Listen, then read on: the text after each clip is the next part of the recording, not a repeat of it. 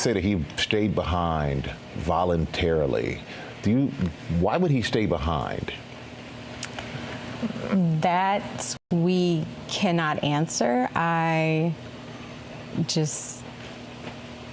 can't fathom why he would. I don't know why he would. We always taught him to, if you go with a group, you stay with a group. Mm-hmm. Even when he was in college, he would say, "Dad, well, we're gonna ride down to a party or something in another city." Now, so I was out telling him, "Look, if you go with 5, you come back with 5. Do not separate from your group."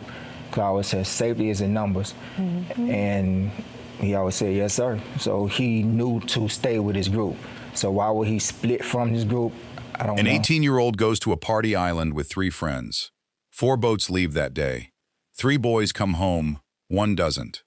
His phone comes back to his mother a full day later, and it's empty. No pictures, no videos, nothing. For a kid who texted his mom a selfie every single day. The police say there's no evidence of a crime. The family says the story doesn't survive 5 minutes of basic questions. And somewhere in between those 2 positions is an 18-year-old named Nolan Wells, who is dead, and whose last 6 hours nobody can agree on. Here's what I want you to sit with before we go any further. 3 different people have given 3 different versions of Nolan's final words. His friends say one thing, a girl he was talking to says another. And the official police description of what he was even wearing that day turned out to be wrong, and had to be quietly corrected. By the end of this video, you're going to know every contradiction in this case, in order, backed by what's actually been confirmed, not what's trending. Because a lot of what's spreading about this case right now is wrong, and I'm going to show you exactly which parts. Stick around, because the deleted messages alone are going to make you angry. If you're new here, this is where we break down cases like this one, not with speculation, but by actually going through the timeline, the statements, and what's been confirmed versus what's just noise online. If that's your kind of channel, subscribe, because we're going to be following this story as it develops. Let's get into it. Before we get into what happened, you need to understand who this kid was, because it matters for everything that comes after. Nolan Xavier Wells was 18 years old, a wide receiver at Southwest Mississippi Community College, and a graduate of Ocean Springs High School, where he played multiple sports. He was heading into his sophomore football season. Friends and family describe him the same way, over and over. A silent leader, someone who didn't need to talk to get people to follow him. On the field, on the court, people just gravitated toward him. His mother, Christine Wonsley, has said he was constantly in touch with her, sending selfies, checking in, being goofy on Snapchat. That detail is going to come back later in this video, and it's one of the most important threads in the entire case. On July 4th, 2026, Nolan went out on a boat trip to Horn Island with a group of friends to celebrate the holiday. Horn Island is a barrier island about 10 miles off the Mississippi Gulf Coast. Remote, no shelters, no cell towers, only reachable by private boat. It's the kind of place locals go to swim, drink, and camp for the day, then head back before dark. Nolan didn't come back. Let's lay out what we actually know happened, hour by hour, because the order of events matters. Nolan and his friends left for Horn Island the morning of July 4th. According to his mother, this wasn't an unusual trip. This same group had made this exact run before without incident, so there was no reason for anyone to be worried going in. He was last seen on the island around 3 p.m., according to attorney Ben Crump's office. Sometime after that, his friends left the island by boat, without him.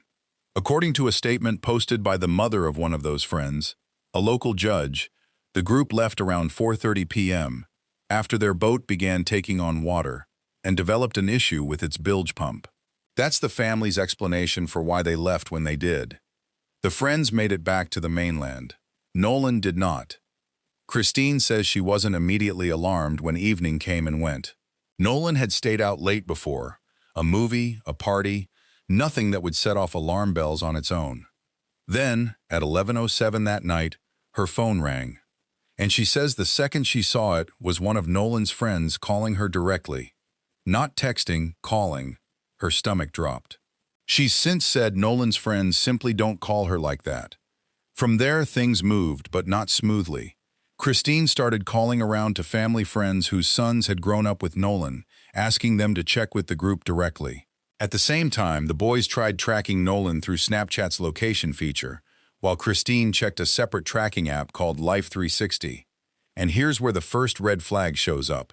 The two apps didn't agree. Nolan's phone was showing up in one place, his car was somewhere else entirely. Then came what the family describes as an agency runaround.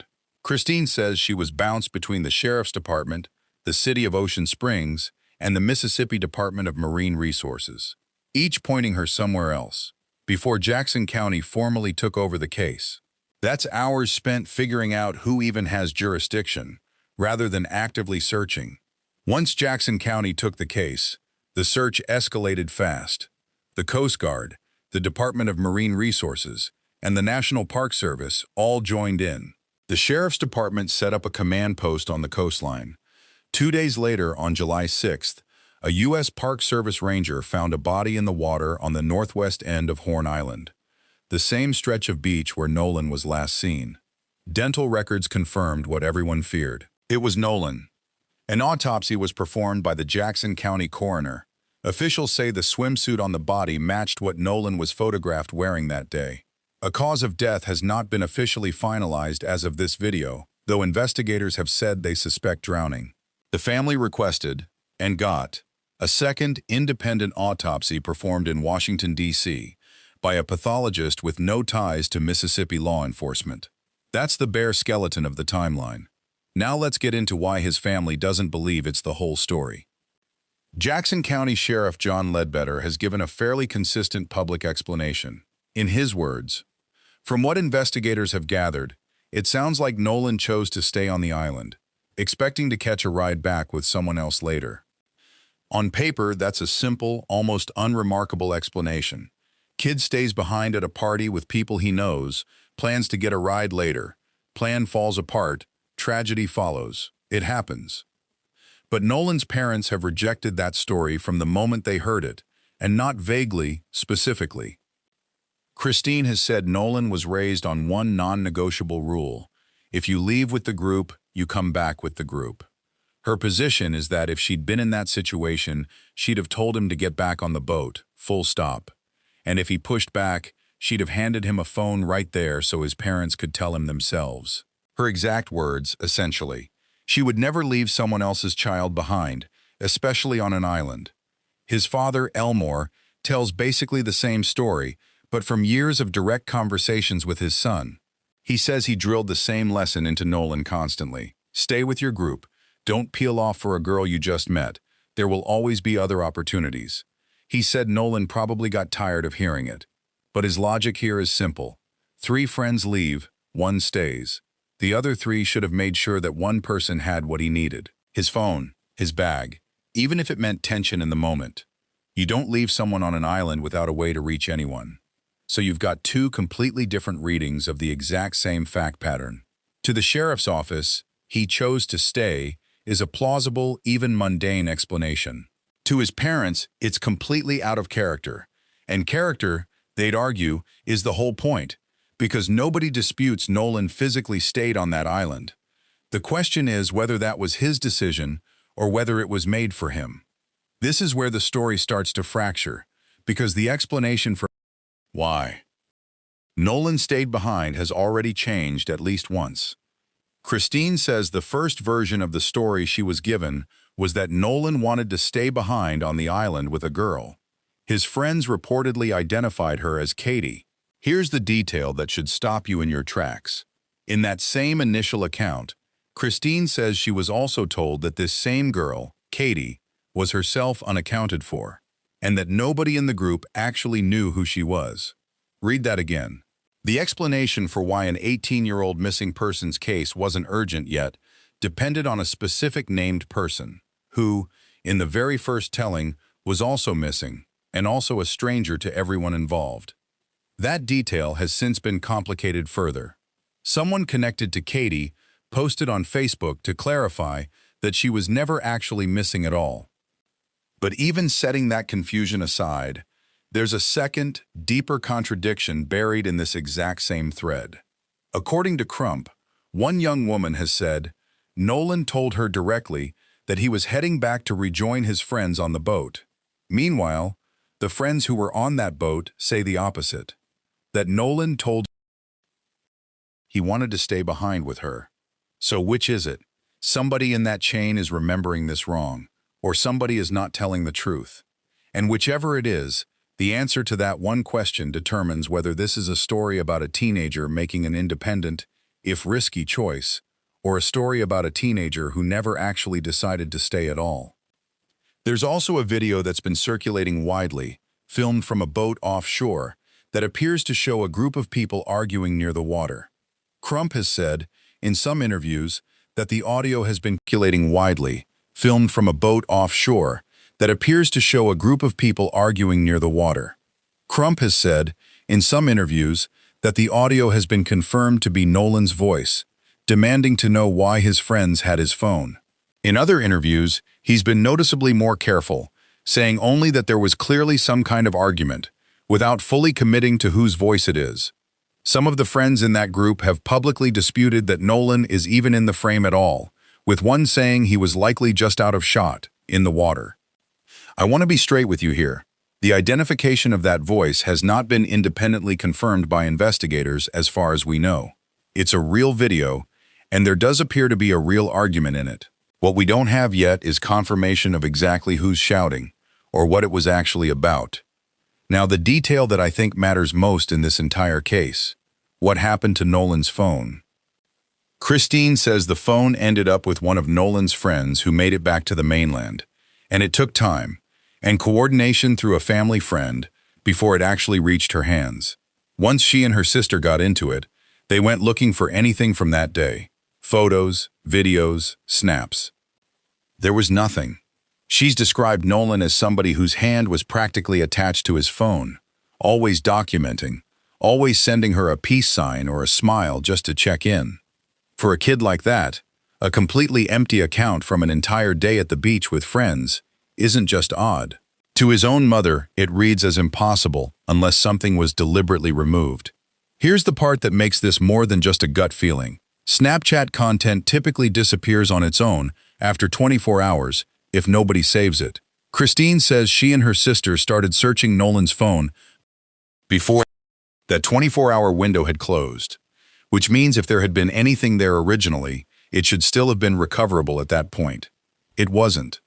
The family, and Crump, now believe both Snapchat content and standard text messages were deleted from the phone before it was ever handed back. And this is where I want to bring in something a legal analyst pointed out in coverage of this case, because it's genuinely useful context. Deleting something from a phone doesn't usually erase it completely. In many cases, forensic examiners can still recover it from deeper levels of the device. There's also a separate legal angle worth knowing. Texts typically pass through a carrier's network, which means even a successfully deleted message on the phone itself might still exist somewhere else entirely. On a server, the family's team could potentially subpoena. The family says they're now working with experts to try to recover exactly that. Now let's talk about the chain of custody problem, because this is where trained investigators, not just grieving parents, have raised real concerns. The initial call to Christine came in at 11:07 p.m. The phone wasn't actually handed over until sometime the next day. That gap, according to analysts who've weighed in publicly on this case, is exactly the window where evidence tends to go missing or get altered, whether intentionally or not. And nobody has publicly answered basic questions like, was anyone's clothing checked? Were there any signs of a physical altercation on anyone involved? Were those questions even asked in the earliest interviews? I want to slow down here, because this next detail is a genuinely good example of why you should be careful about what's circulating online right now, including, frankly, in some other coverage of this case. Early police descriptions listed Nolan as last seen wearing black shorts. Christine says a young woman who'd been on the island that day reached out to her directly with photos from July 4th, and in those photos, Nolan is clearly wearing blue swim trunks, not black. That is a real discrepancy the family raised, and I'm not going to pretend it isn't. But here's the update. A lot of channels covering this case are leaving out. Authorities have since corrected their own description. The official record now says Nolan was last seen wearing blue swim trunks, no shirt and sunglasses, matching the family's photos. In other words, the mismatch was real, but it's already been resolved.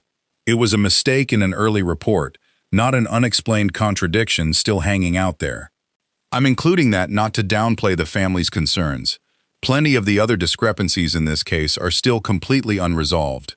But because if a video tells you the shorts thing is still an open mystery, that video hasn't been updated in the last several days, and you should be skeptical of anything else in it that hasn't been double-checked either. That actually leads into something else worth flagging directly. A photo went viral last week showing Nolan at a pool party, which a lot of people online assumed was taken the night he disappeared, implying he was fine well after he was supposedly missing. It wasn't. That photo was posted online on July 5th, but it was actually taken over a week earlier, on June 27th. It's misinformation, and Nolan's own mother has had to go on Facebook to debunk it herself, alongside AI-generated content about her son that's also been circulating. If you see that photo being used as proof of anything, it's simply not accurate. This case has generated a lot of noise. Some of it's coming from people who genuinely want answers. Some of it is just algorithm bait. Our job, and honestly your job as a viewer, is telling the difference. I'd be doing this story a disservice if I didn't address this part directly, because it's a huge part of why this case has gone national. Nolan was the only black person in most of the group photos from that trip, in a town that's roughly 79% white, in a state with a well-documented and painful history around cases exactly like this one. Attorney Ben Crump has explicitly invoked Mississippi's history, including the killing of Emmett Till, as part of explaining why the family wanted an investigation independent of local law enforcement.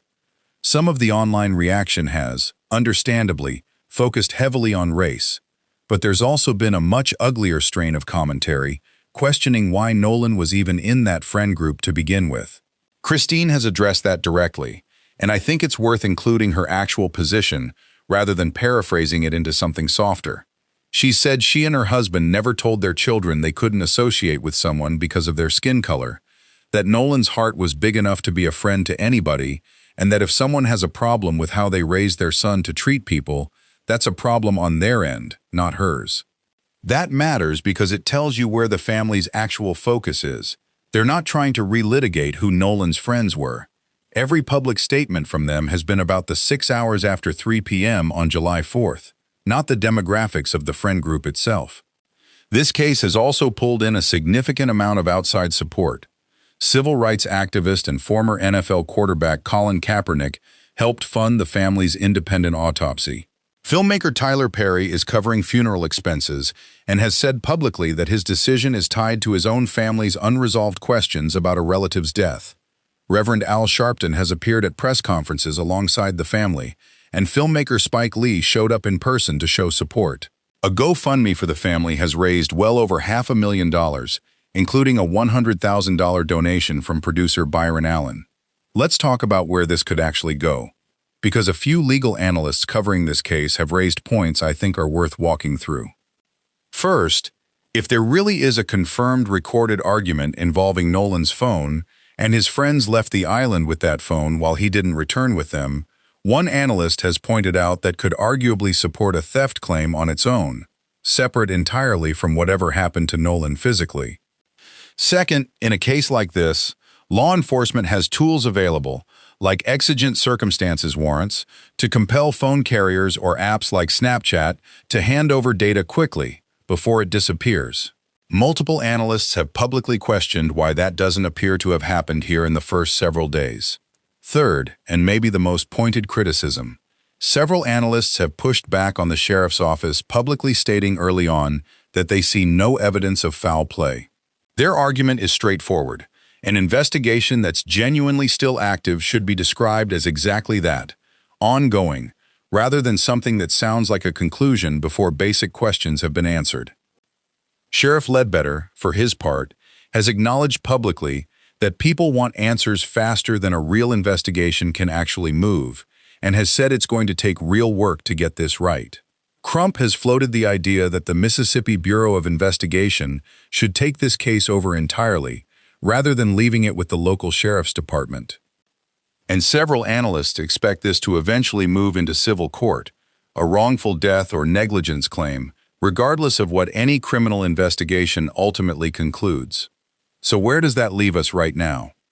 A sheriff's office that says there's no evidence of a crime, but is still actively investigating. A family that says the story they were first given doesn't match the son they raised. A phone that came back empty when it shouldn't have. An official clothing description that had to be publicly corrected. And two people who were on that island giving two different versions of Nolan's very last words. None of that proves what happened to Nolan Wells. I want to be honest with you about that, because a lot of coverage of this case isn't being honest about that. What it does prove is that there are real, specific, answerable questions here that haven't been answered yet. And that's exactly what his parents have been asking for, publicly, for over a week now. Nolan Wells was 18. He had a Division I tryout lined up for the Monday after this trip. He had, by every account from people who actually knew him, a future that was just getting started.